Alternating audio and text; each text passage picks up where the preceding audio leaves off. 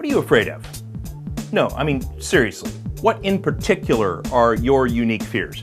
Are you afraid of the dark? Are you afraid of heights? Are you afraid maybe someone in your family is going to get cancer this year? Are you afraid you're going to run out of money and be forced to be a Walmart greeter when you're 80?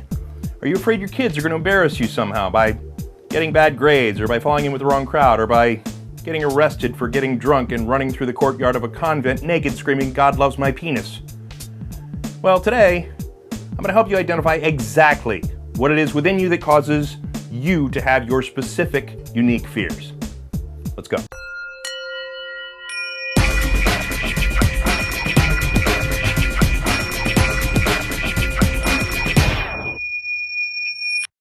Welcome to the I Am podcast presentation of A Master's Class on Fear, Part 4. I am your presenter, Sean Webb. So what are you afraid of? Wait, before you answer that, don't tell me. I don't even need to know. Why? Because if you recall from the last few episodes during our Master's Class on Fear, we explained the exact mind process that causes fear. So you don't need to tell me what your fears are to figure out how they come about in your head. Because you already know that you have a portion of your mind called the ego, which is the laundry list of things that you attach to in your mind when you think of you, and that along with some variances in body structure and brain chemistry helps make you an individual on this planet of people. And you know that at any time any one of those attachments of your mind falls into a threatening situation, some level of fear occurs within you. And you know, based on the equation of emotion, you know that how attached you are to the thing on your sense of self list determines how much fear you feel. Like when a runaway bus is heading straight towards a child in your family, that child being a high power attachment in your mind, you feel a high level of fear, maybe even a panic. In contrast, when your favorite team is about to lose the Super Bowl with a last-minute opposing team field goal, that team being a lower level attachment of identity in your mind, well, that situation, of course, winds up causing you a lower level of anxiety than the bus running towards the child. And you also know that on the other side of the equation of emotion, your perception of reality also contributes to the level of fear you may experience as well, like when a bear is running after you versus someone in a bear costume running after you. Perception adjusts fear. And so you know, better than any psychology or neuroscience PhD knows at this point, how fear comes about within you. You know the mind's process. You now have the answers to this 4,000-year-old riddle of psychology. But did you know that you could also use the process in reverse to identify the things way under the surface in your mind that are causing you all your fears, so that you can reduce and even eliminate all your unnecessary fears by changing your mind? See, I'm not afraid of being embarrassed. I'm not afraid of getting sick. I'm not afraid of any of my family members dying. I'm not afraid of failure. I'm not even afraid of death. See, fear doesn't exist here. But how'd I do that? Well, as we mentioned a couple episodes ago, if one side or the other of the equation of emotion doesn't exist, no emotion is the result, including the emotion of fear. So let's take a look at that. If you have no attachment to something that is being threatened at the moment, you have no fear about that threat. I'm gonna pop this balloon, I swear to God. And you're like, well, f***ing pop the balloon, I don't give a shit, weirdo. But if I said that same thing to my 2-year-old son after letting him play with that balloon for 5 minutes, tears of fear come a-streamin' out of his eyes. And similarly, if you have no perception of a threat to something that you're attached to, you could be in real danger, but not experiencing any fear because you don't even know about the threat. Like if I took the balloon outside and popped it, even though my son was attached to it. And the more attached you are to whatever it is, and the more real you perceive the threat, the stronger the fear reaction. And by the way, if you can prove that fear doesn't work this way, I'm getting ready to announce a $10,000 reward for the first person who could prove it doesn't. But in the meantime, why can't we use this process in reverse to help us better understand what causes our personal fears?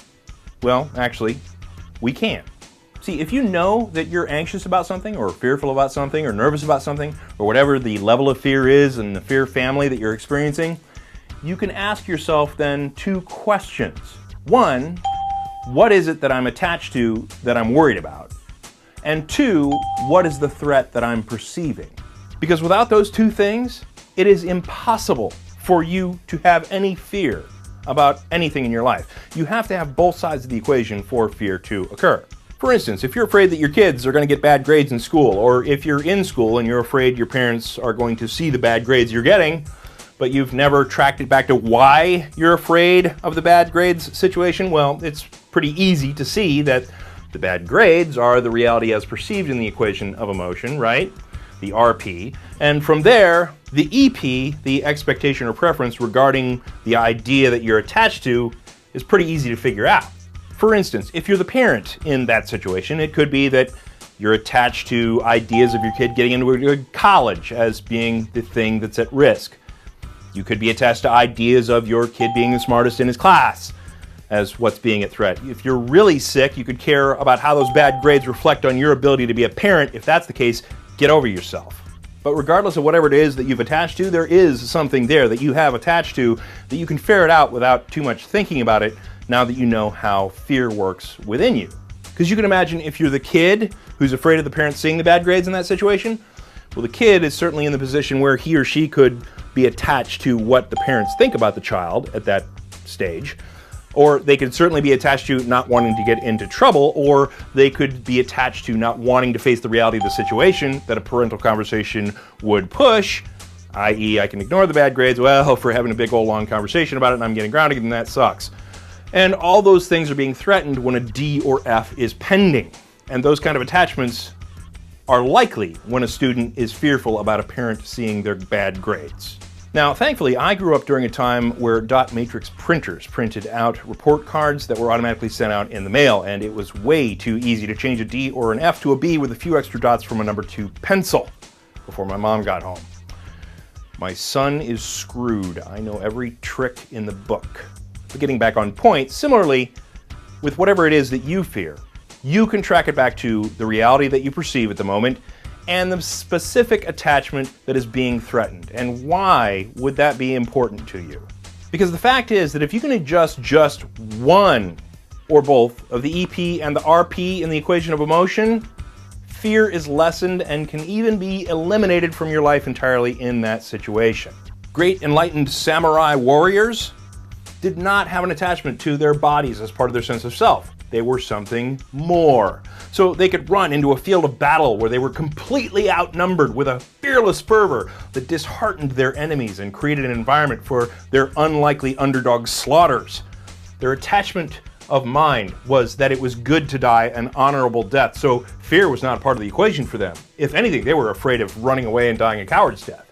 But regarding you and your happiness with this new model of understanding fear, for human happiness and life fulfillment to occur, one of the oldest messages of divinity is inscribed at the Oracle of Delphi and is also the thematic center of most religions: know thyself. And if you've been paying attention, this map right here can basically help you plot and point to what you think of as your mind's quote-unquote self.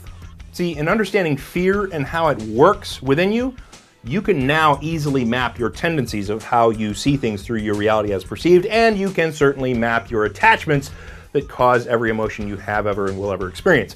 And what can you now do at the point that you know those two things about yourself? You can change things.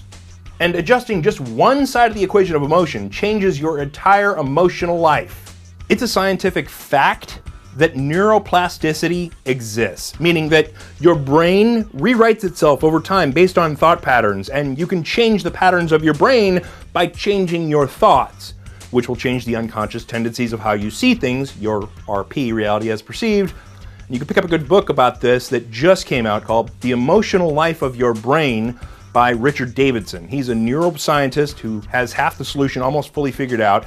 If you want to go get a free copy of this in audio form, go to audibletrial.com/IamSpirituality. You can get it for free for signing up for their risk-free 30-day trial at audible.com. Again, audibletrial.com/IamSpirituality. And beyond understanding the tendencies of your brain and how you see things, on the other side of the equation of emotion, it's a fact that you can also consciously decide what you attach to and what you don't attach to in regards to your definition of your life and your world. If you remove an attachment from your mind, you can no longer feel fear regarding that attachment. Note that it's difficult to remove ideas of your body from sense of self, but it can be done through spiritual enlightenment. And remember, if you change just one side or the other of the equation of emotion, you can reduce and even eliminate fear, anger, sadness, worry, regret, and a myriad of negative emotions permanently. And stand by for the announcement of the $10,000 reward for the first person who proves that this isn't how it works. See, it's a fact that your brain is pre-wired to create a fear reaction whenever yourself falls into a threat situation, but the train runs off the tracks of that process when ideas that get connected to your sense of self start triggering the fear response when your mind starts perceiving a threat to those idea attachments within your mind. Go back through the last couple of episodes for multiple examples there. And so the fact is, if you can adjust your attachments, you can adjust your fear. And if you adjust your perceptions, you can adjust your fear as well, along with every other emotion, by the way. Now, here's the big mind f***. The bigger truth that our new understanding of fear reveals is that even if you think you're being altruistic in being afraid for someone else, in reality, the ugly truth about fear is that no matter what you're fearful for, or what part of another person's life you're fearful about for them, the reality is that you're really afraid for yourself. You're afraid for your attachments to the ideas that you have in your head for that other person or for yourself. What you're fearful for is your attachment, which may be an altruistic wish for something like, you wish for someone else to be happy, but all fear still comes back to you. So regardless of whether any fear that you experience is for you or for someone you love based on an altruistic attachment, fear is selfish. Fear is based around and dependent on your ego. And as soon as you understand that you better, you will understand that fear is a lie. It's a falsity. It's an illusion because it's based on the false illusory self of the ego. And as much as people who don't fully understand fear would like to argue that it's a beneficial evolutionary necessity required for extended human survival, that's bullshit. And it's time to get beyond fear. F*** fear.